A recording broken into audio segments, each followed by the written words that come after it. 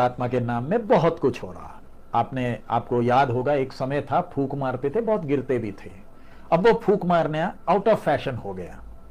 अब वो गिरना भी आउट ऑफ फैशन हो गया। वो थोड़ी देर के लिए था, चली थी।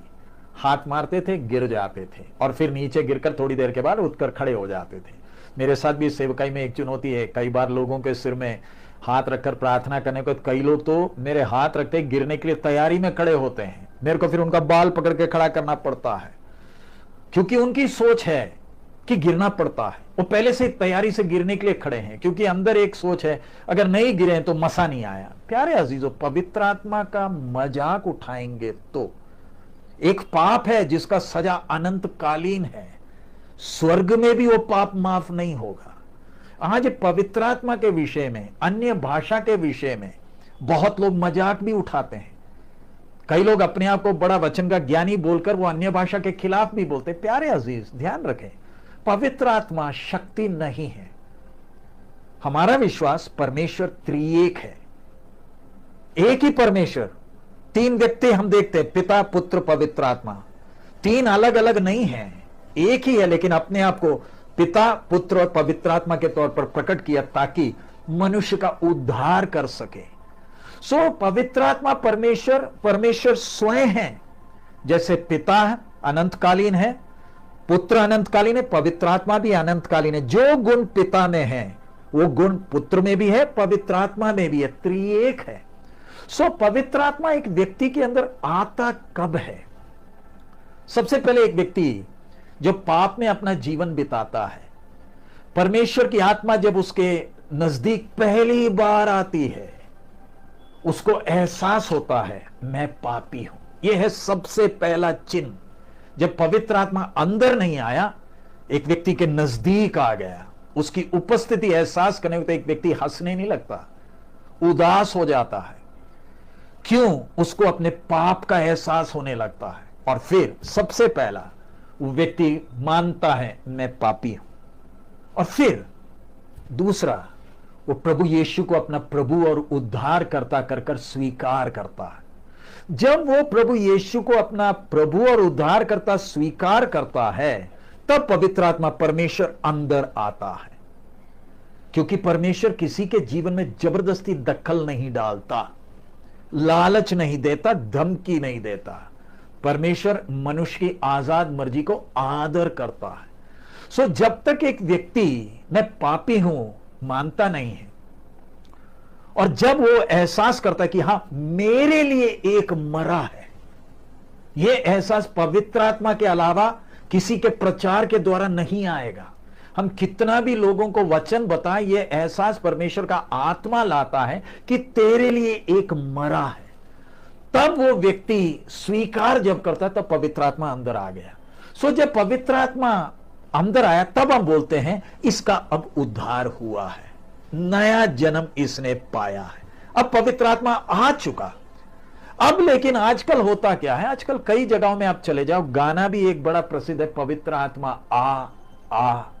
बेनी हिन के समय से एक है, वेलकम होली स्पिरिट। प्यारे अजीजों, जो गाना गाते वचन में जरा झांक कर देख ले, वचन के अनुसार है भी या नहीं। ये बस ताल देखकर, धुन देखकर गाने लगे। पवित्र आत्मा को हम स्वागत करते हैं क्या? चर्च में हम बैठकर गाना गाने लगे, प्रार्थना करने लगे, और जब हम बोले पवित्र आत्मा जा, तब तक क्या पवित्र आत्मा बाहर गेट के बाहर खड़ा था कि मैं बिन बुलाया मेहमान कैसे बन जाऊं? ये अभी गाना गाएंगे तो तब मैं अंदर जाऊंगा, और जब अंदर जाऊंगा तब मैं सबको गिराने लगूंगा, ये सब कूदने लगेंगे। हमने ये तमाशा बनाया क्या है? आजकल भावुकता बहुत ज्यादा हो गई, इसलिए पेंटिकॉस्टल दुनिया बदनाम है। लोग क्या बोलते, देखो ना, कूदते हैं, नाचते हैं, प्रार्थना करने के बाद ऐसे ऐसे, जब तक नहीं करेंगे मजा नहीं आता। जब तक हाथ पैर हिलाकर एक दूसरे को 2-3 लात ना मारे, अपनी जगह से कूद कर उस तरफ ना जाए, तब तक बोलते हैं हमें आज मजा नहीं आया। इसलिए फिर हमने स्टेज में भी एक को बिठा रखा है, तो ढोल भी 2-4 दे रखे हैं। बोलते हैं हम जब गाएंगे तूने कूटना है, और तेरा पसीना बेशक कितना भी निकले, जब तक हम नाचेंगे उछलेंगे नहीं, तब तक तूने ढोल बजाते रहना है। आपने कभी देखा वो ड्रमर की हालत, बेचारा पसीने में भीगा होता है, वो तो यही सोचता है ये बंद कब करेंगे, क्योंकि जिस समय उसका ड्रम बंद हुआ, फौजी घोड़े जैसे हैं, ढोल बंद हुआ, घोड़े भी खड़े हो गए। तो क्या हम परमेश्वर की आत्मा का मजाक नहीं उठा रहे? क्या पवित्र आत्मा इसलिए आया कि हम इधर उलट पुलट हो, अपना गर्दन हिलाए, तेजी से ताली बजाए? पवित्र आत्मा अंदर इसलिए आया ताकि मुझे धर्मी ठहराया है, अब मुझे धर्मी बनाना है। मैं तो यीशु के सामने मैंने जब मान ली मैं पापी हूं, अब पवित्र आत्मा मेरे अंदर काम करेगा ताकि मेरा स्वभाव बदले। मुझ में मसीह ने दिखना है। इस काम के लिए पवित्र आत्मा परमेश्वर अंदर आया है ताकि मेरा स्वभाव बदलकर मुझ में यीशु दिखना। सो अब ध्यान रखें, जब पवित्र आत्मा परमेश्वर मेरे अंदर आ चुका है, परमेश्वर का आत्मा जबरदस्ती काम नहीं करेगा। नियंत्रण तभी लेगा जब मैं बोलूं, हां प्रभु तू मेरे जीवन का पूरा नियंत्रण ले ले। आ तो गया है, लेकिन नियंत्रण तभी लेगा जब मैं खुद बोलूंगा। जब नियंत्रण लेता है, वो नियंत्रण के 4 चिन्ह हैं। एक चिन्ह नहीं, 4 चिन्ह हैं। एक, मेरे अंदर परमेश्वर के लिए प्यार बढ़ेगा। नंबर 2, परमेश्वर के वचन के लिए मेरे अंदर भूख बढ़ेगी। नंबर 3, पवित्रताई के लिए मेरे अंदर जलन होगा। नंबर 4, नाश होने वालों के लिए बोझ होगा। ये 4 चिन्ह होना है। परमेश्वर का आत्मा नियंत्रण लेने वक्त अन्य भाषा उसका एक बाहरी चिन्ह है। ये अन्य भाषा, हम बपतिस्मा तो देते हैं, लेकिन हम किसी को अन्य भाषा सिखा नहीं सकते। अन्य भाषा वो भाषा जब हमारी आत्मा परमात्मा से आहें भर भर कर बात करने लगती है। जैसे मैं अगर खुश हो गया तो मैं हंसता हूं, अगर मैं दुखी हो गया तो मैं रोता हूं। ये दोनों क्या है? मेरे दिल के अंदर की भावना को मैं व्यक्त कर रहा हूं। इसी तरह परमेश्वर की आत्मा जब मेरा नियंत्रण ले लेती है, मेरा जबान अपने हाथ में ले लेती है, मुझे भी समझ में नहीं आ रहा, लेकिन परमेश्वर की आत्मा मेरी जबान को नियंत्रण में लेकर मेरे दिल की सारी बातें अपने बाप से बता रही है। वो है अन्य भाषा। लेकिन आज अन्य भाषा भी 3 है। कई लोग रट कर बोलते हैं। नंबर 2, कई लोग हैं जो दुष्टात्मा उनसे बुलवाता है। नंबर 3 है जो सच में आहें भर भर कर अपने बाप से बात कर रहे हैं। सो आज कलीसियाओं में ये 3 दिखते हैं। ज्यादातर जगहों में दुष्टात्मा अन्य भाषा बोलकर मजे ले रहा है, और लोग ये बाहरी चीजों को देखकर बोलते बहुत अभिषेक है। ये अभिषेक नहीं, इधर जो अन्य भाषा बोलकर हिल रहा है, डुल रहा है, बाहर निकलो, ये मां की गाली बाप की गाली भी निकालेगा। छेड़ कर देखो, दांत भी 2 तोड़ डालेगा। इधर कूदेगा, बाहर हमला भी करेगा। ये परमेश्वर का आत्मा नहीं। लेकिन इसका मतलब यह नहीं कि हर अन्य भाषा गलत है।